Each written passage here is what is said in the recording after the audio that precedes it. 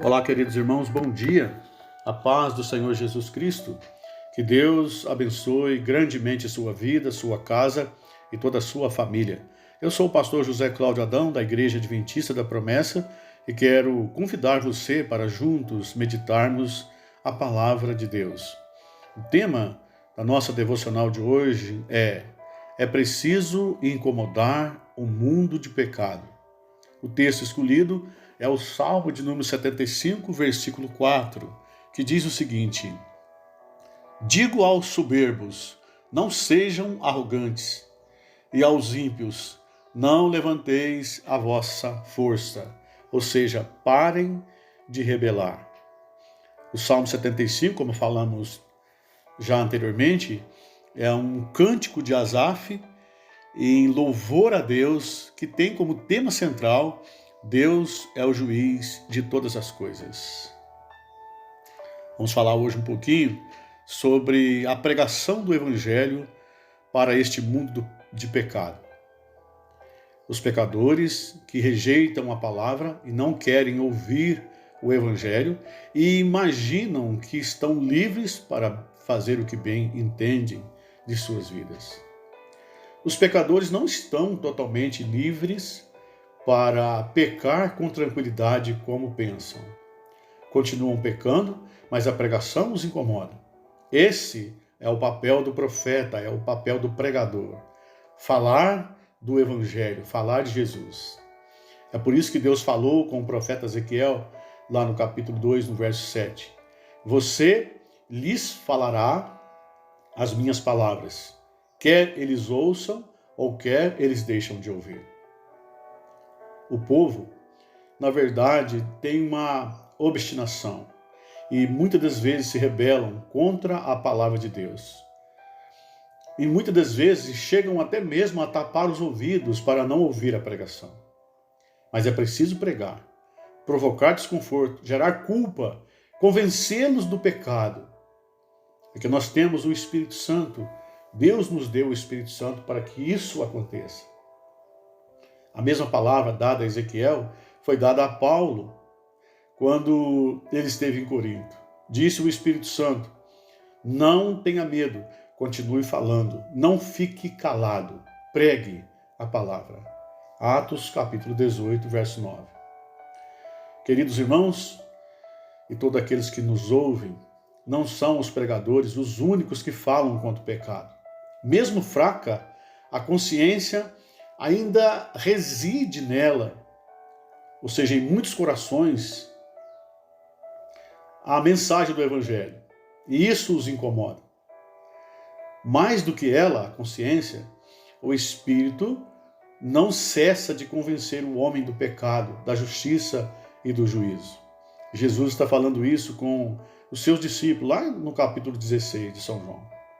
A soma de tudo isso, ou seja, a voz de dentro, que é da consciência, a voz de fora, que é da pregação, e a voz de cima, que é a mais importante de toda, que é o ministério acusador do Espírito Santo.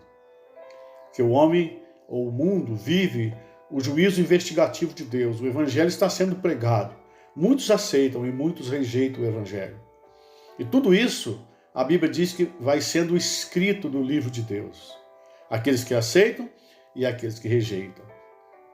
E isso é um tropeço contínuo na vida humana, sem o temor do Senhor. Queridos irmãos, o incômodo só acaba quando o homem se arrepende e se converte. O inferno nada mais é do que viver sob a condenação para todo sempre, depois da morte física, caso a pessoa não se arrependa e receba a salvação. Embora o salmista diga aos arrogantes: parem de vangloriar-se, e aos ímpios: não se rebelam, texto da nossa leitura, os arrogantes continuam a se vangloriar e os ímpios a se rebelar. Vale a pena transcrever a dura lamentação do profeta Jeremias, no capítulo 23, ou no capítulo 25, versículo 3, que disse aos da sua época, durante 23 anos, a palavra do Senhor tem vindo a mim, e eu as tenho anunciado a vocês, dia após dia, mas vocês não me deram ouvidos. A experiência de Jesus não é diferente da experiência do profeta Jeremias. Certa vez Jesus olhava para Jerusalém e São Mateus 23, verso 37, diz que ele estava chorando, olhando para a cidade, e ele dizia: Jerusalém, Jerusalém, que mataste os profetas e apedrejastes os que te são enviados. Quantas vezes eu quis fazer como uma galinha que agasalha os seus filhotinhos debaixo das suas asas, e vocês não quiseram. Rejeitar a palavra de Deus, rejeitar o evangelho é a pior coisa que alguém possa fazer. Porque sobre aqueles que aceitam está reservado um futuro de paz plena, comunhão com Deus e uma vida eterna. Mas para aqueles que rejeitam, o juízo está estabelecido. A Bíblia diz que haverá um fogo eterno para destruir o mundo e destruir todos os inimigos de Deus. E, lamentavelmente, aqueles que rebelaram, que não aceitaram Jesus e rejeitaram o seu evangelho, a sua palavra. Que Deus, em sua infinita graça e misericórdia, venha nos abençoar, em nome de Jesus. Oremos. Querido e eterno Deus, Pai Santo de Jesus, a nossa fé diz que o Senhor virá um dia e que o Senhor levará os escolhidos para a glória. A palavra diz que o Senhor vem buscar para si um povo fiel, zeloso de boas obras.